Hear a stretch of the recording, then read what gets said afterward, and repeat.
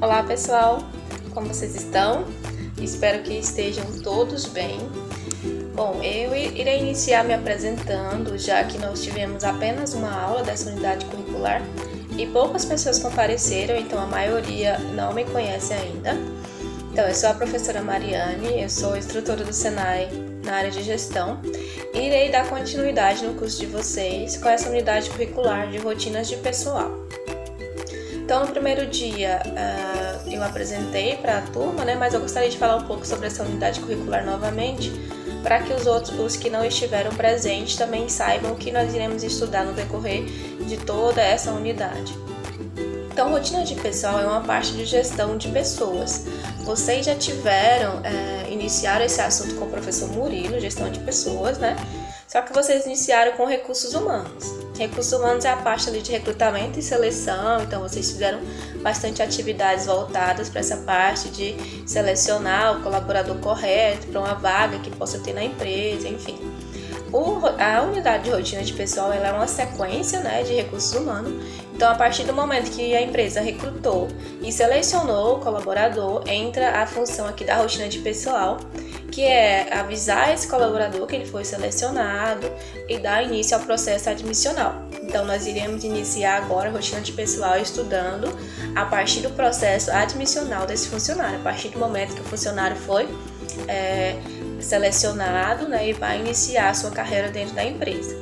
Então, essa unidade tem uma sequência, iniciando pela admissão do colaborador até o momento da demissão. Aí, nesse decorrer, temos controle de frequência, temos controle de férias, 13º, tudo relacionado a esse relacionamento entre empregado e empregador. Então, eu gosto de trabalhar sempre na sequência. Para iniciar, é importante frisar que todo esse relacionamento entre empregado e empregador ele é embasado em alguma legislação. Tem a lei maior desse relacionamento, que é a CLT, que é a Consolidação das Leis Trabalhistas. É uma lei bem antiga que garante a maioria dos direitos e obrigações de empregados e empregadoras. É uma lei de 1943 e que foi modificada, lógico, ao longo do tempo, de acordo com as necessidades, ela foi modificada, mas nós temos outros atos jurídicos, como medidas provisórias, temos também os acordos trabalhistas, que são firmados, é um ato jurídico que é firmado entre a empresa empregadora e o sindicato que representa os colaboradores, tem acordos individuais, então tudo que é direito e obrigação de colaborador e de empregador é regido por algum ato jurídico. E essa unidade curricular a gente vai trabalhar bastante legislação, então, já que nós iremos trabalhar sobre esse relacionamento entre empregado e empregador e ele é regido por alguma lei. É até interessante, eu vi que tem alguns alunos que pretendem se formar em direito, então aqui vocês já vão ter um embasamento bem bacana da legislação trabalhista. Vocês tiveram a unidade curricular que foi de direito empresarial também anteriormente, que era leis também, mas lei mais para a parte empresarial, de comercial, e agora a gente vai ter a legislação trabalhista nessa unidade curricular. Então, expliquei para vocês o que é essa unidade curricular, eu vou colocar lá no Teams também, documentado quais são as capacidades técnicas dessa unidade, qual é o objetivo, que aí vocês podem posteriormente dar mais uma olhada lá. Como eu disse para vocês, nós tivemos uma aula já, nessa primeira aula eu dei uma visão geral do que é a unidade curricular, apresentei um pouco das leis que regem essa relação trabalhista e passei uma atividade de pesquisa que os alunos que estavam presentes pesquisaram cada um tema, um grupo pesquisou sobre admissão, outro sobre férias, embasado na legislação, e nós fizemos uma discussão ao final da aula. Foi bem bacana, eu fiquei bastante impressionada pela capacidade de aprendizado de vocês, foi muito legal a atividade. Então, nós iremos dar continuidade, Como eu disse para vocês, eu criei uma sequência, do processo desse relacionamento do colaborador dentro da empresa, iniciando pela convocação, que é quando a pessoa da gestão de pessoas liga para o colaborador que foi selecionado, para que ele possa vir à empresa para iniciar com o processo de admissão. A primeira coisa que deve ser feito ao admitir o funcionário, é pedir o exame médico admissional. Pensando nisso, eu resolvi para a gente estudar um pouco sobre os exames médicos ocupacionais, porque além do admissional, tem outros exames que devem ser realizados no decorrer da vida desse empregado dentro da empresa. Então, nós iremos estudar um pouco sobre os exames ocupacionais hoje, lembrando que o primeiro passo para a admissão do colaborador na empresa é a realização do exame admissional. Então, quais são as capacidades técnicas que nós iremos estudar hoje? São, primeiro, organizar as rotinas de admissão e aplicar a legislação trabalhista e as normas pertinentes à rotina de pessoal.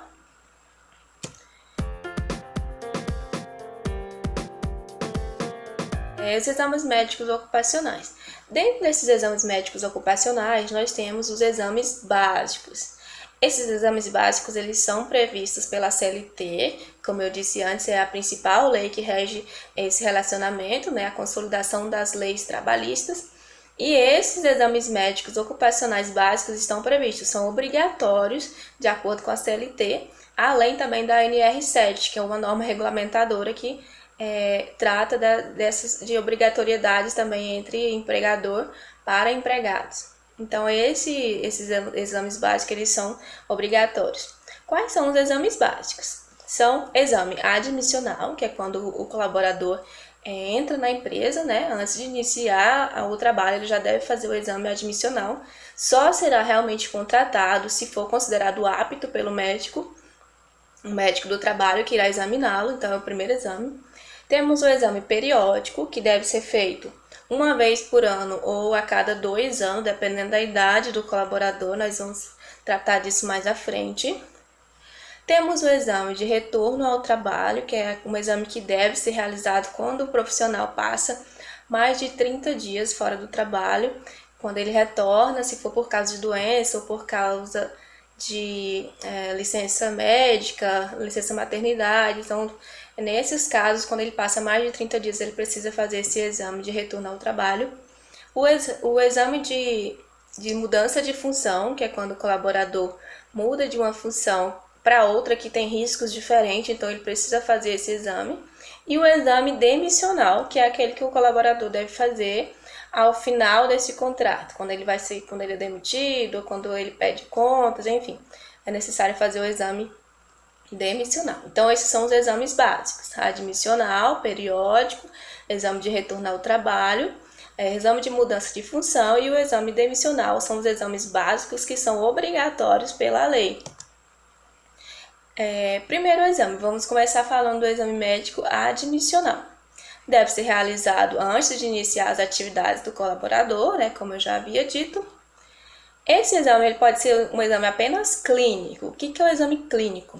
É aquele exame que o médico ele vai fazer vai ter uma visão geral ali de como está o colaborador, ele faz algumas perguntas, se é fumante, se toma alguma medicação diariamente.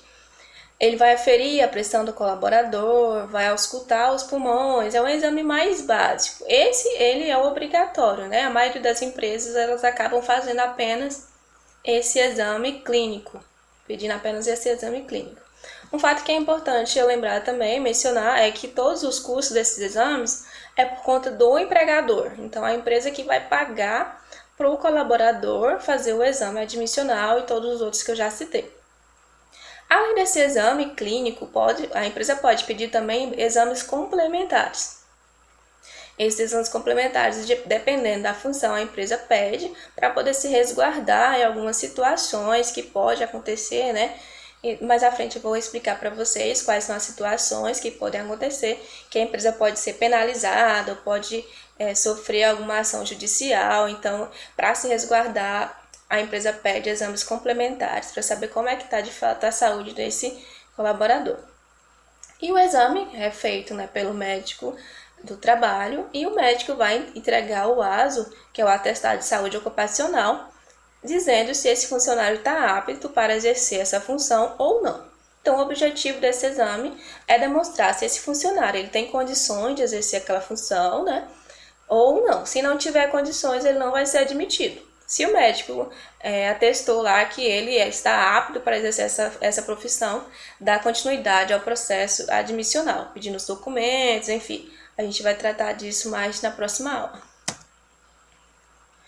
Exame médico periódico, né? Vou falar um pouco mais sobre o exame médico periódico.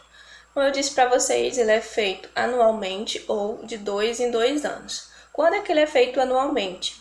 Quando o trabalhador for menor de 18 anos ou maior de 45 anos. Então, um trabalhador que é considerado bem jovem, né, até 18 anos, e a partir de 45 anos ele precisa já fazer esse exame anualmente.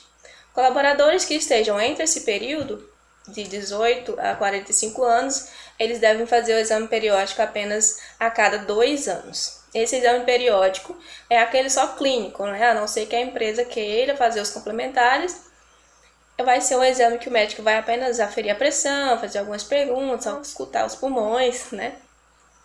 Mas é aquele exame mais básico. Qual que é o objetivo desse exame periódico? É acompanhar, né, como é que está a saúde desse colaborador, acompanhar a evolução da saúde desse colaborador. De repente ele já entrou na empresa com alguma doença e no decorrer do tempo precisa estar sendo monitorado para ver se essa doença vai evoluir ou não. Ou de repente ele pode adquirir uma doença no decorrer das suas atividades laborais. Então esses exames periódicos servem para estar avaliando como é que está a saúde desse colaborador. Exame de retorno ao trabalho. Ele deve ser realizado, né, quando o colaborador se afasta do trabalho pelo prazo superior a 30 dias, quando uma empregada, por exemplo, pega uma licença maternidade, que ela vai passar lá 4 ou 6 meses afastada, então, quando ela retorna, deve fazer esse exame de retorno ao trabalho para ver como é que está a saúde dela, se ela retornou com as mesmas condições de quando ela estava, né, desenvolvendo as suas atividades, ou se ela adquiriu alguma doença e tal. Todos esses exames, eles servem para resguardar tanto o empregado quanto o empregador e para acompanhar, né, a saúde desses colaboradores. Exame médico de mudança de função. Ele deve ser realizado quando o profissional muda de função dentro da empresa, mas apenas quando os riscos mudam também. Por exemplo, vamos imaginar um colaborador que trabalha no escritório da empresa, no administrativo. Ele muda de função para o administrativo também, mas ao invés de ser assistente administrativo, ele muda para gerente administrativo. Ele vai apenas mudar de uma mesa para outra dentro do mesmo departamento, os riscos são exatamente os mesmos, vai continuar desempenhando as atividades bem semelhantes, então não há necessidade de fazer esse exame de mudança de função. Mas quando o colaborador ele muda para outro departamento, para desenvolver outras atividades que tenham riscos diferentes, aí é necessário fazer esse exame médico de mudança de função antes que ele inicie aquela nova atividade. Então faz o exame, se estiver apto, aí sim ele pode mudar de função. E por fim, o exame médico demissional. Ele é realizado quando o empregado é desligado da empresa, né? Então, ou o empregado pediu contas, ou foi demitido, enfim. A partir do momento que ele vai ser desligado da empresa, ele precisa fazer o exame demissional. O objetivo é avaliar como está a saúde desse colaborador, né? Se houve algum dano causado durante esse período que ele teve na empresa. E para poder formalizar o processo demissional, é necessário que tenha esse exame médico demissional. Então, como eu disse, eu já acabei falando para vocês do ASA, ele é o documento que o médico vai expedir ao final desses exames, né? Qualquer um do exame, tanto admissional, quanto periódico, quanto de retorno ao trabalho, ou demissional, o médico do trabalho tem que fazer o ASO e tem que entregar as 2 vias para o colaborador. Uma via vai ficar para o colaborador e a outra via vai para a empresa. Além das vias dos exames, né, que é o ASO, além das 2 vias do ASO, na clínica também fica outro documento que é o prontuário desse paciente. Então tem todos os dados referente à vida, à saúde desse colaborador durante o período que ele teve nessa empresa. Desde o exame admissional até o demissional, a clínica mantém, né, o prontuário desse colaborador com todos os dados relacionados à sua saúde. Finalidades dos exames ocupacionais. Então, esses exames ocupacionais, eles têm finalidades tanto para o empregador quanto para o empregado. Quais são as finalidades para o empregador? Primeiro, redução do absenteísmo motivado por doenças. O que é absenteísmo? É aquele período que o profissional não está na empresa, seja por motivo de doença ou porque faltou sem justificativa. Absenteísmo é qualquer falta do funcionário na empresa. Então, o exame médico, os exames médicos, eles auxiliam na diminuição desse absenteísmo motivado por doenças, porque eu consigo monitorar como é que está a saúde desse colaborador, e se o médico detectar que ele está com algum problema de saúde ou que possa acontecer um problema maior, eu já consigo encaminhar esse profissional para fazer um tratamento, enfim, vou diminuir essa falta dele por motivo de doença. Redução de acidentes potencialmente graves, garantia de empregados mais adequados à função com melhor desempenho. Então, desde o momento do exame admissional, eu já consigo garantir que esse colaborador que vai entrar na empresa tem condição de exercer as atividades para qual ele está sendo contratado. E da mesma forma, os exames periódicos, né? Quando eu realizo os exames periódicos, eu garanto que esse colaborador tem saúde, né? Tem condição de estar desenvolvendo bem as atividades para a qual ele foi contratado. Evitar as implicações legais pela falta de atendimento à sua obrigatoriedade. Acontecem muitos casos de ações trabalhistas motivadas por colaboradores mal intencionados. E os exames médicos ocupacionais, eles podem resguardar a empresa nesses casos. Por exemplo, vamos imaginar um profissional, um motorista que está sendo contratado. Digamos que esse motorista ele foi contratado com um problema já de perda de visão.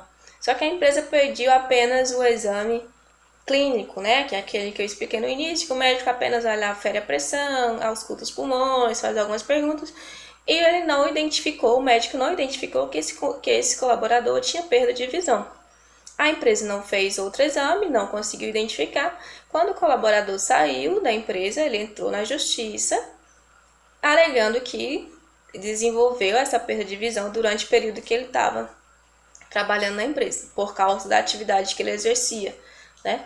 Como a empresa não fez nenhum exame para identificar que se ele tinha mesmo ou não esse problema de perda de visão, a empresa tem grande chance de perder essa ação trabalhista. Do contrário, se essa empresa tivesse feito o exame admissional e o médico tivesse identificado que um exame admissional com um exame complementar, né, com o oftalmologista, o médico teria identificado que o profissional já entrou com esse problema de visão, com a perda de visão, e caso ele entrasse na justiça, ele não ia ganhar, porque a empresa teria uma prova, né? Ela teria a prova os exames que foram realizados, que demonstravam que ele já tinha essa perda de visão quando entrou na empresa. Então, os exames eles são muito importantes para resguardar as empresas nesses casos. Perdas auditivas também é muito importante fazer esse exame complementar de audiometria, porque identificar as perdas auditivas é um dos grandes motivos de ações trabalhistas também. Às vezes o colaborador já entrou na empresa com a perda auditiva, mas a empresa não realizou nenhuma vez uma audiometria durante o período que ele estava trabalhando nessa empresa. Então não tem como ela provar que ele já entrou com essa perda auditiva. Então é muito importante a realização desses exames para evitar essas implicações legais. Quais são as finalidades dos exames ocupacionais para o empregado? Então, para o empregado, a pessoa que está sendo admitida ou que é funcionário da empresa, qual é a finalidade da realização desses exames médicos ocupacionais? Primeiro, garantia da manutenção das condições de saúde, né, para o desempenho da sua função. Então, se eu faço um exame admissional e faço um periódico a cada 1 ano ou 2 anos, eu consigo ter uma garantia maior de que eu estou com saúde, né? De repente, esse colaborador ele não faz acompanhamento com outro tipo de médico, mas tem essa garantia aqui pelos exames realizados pela empresa. Também serve como um documento comprobatório no caso de aquisição de enfermidades. Então, se o colaborador desenvolver alguma doença durante esse período que ele está trabalhando na empresa, os exames médicos ocupacionais vão servir como prova também para ele, né, de que ele adquiriu essa doença dentro da empresa. Ou seja, ele entrou na empresa, o exame admissional estava ok, sem nenhum problema, e quando ele sai da empresa, ele está com alguma enfermidade, algum tipo de doença, então tem como ele provar que essa doença pode ter sido ocasionada, né, pelo trabalho e pode ter sido adquirido enquanto ele trabalhava na empresa. Então, tem essa garantia para o empregado também.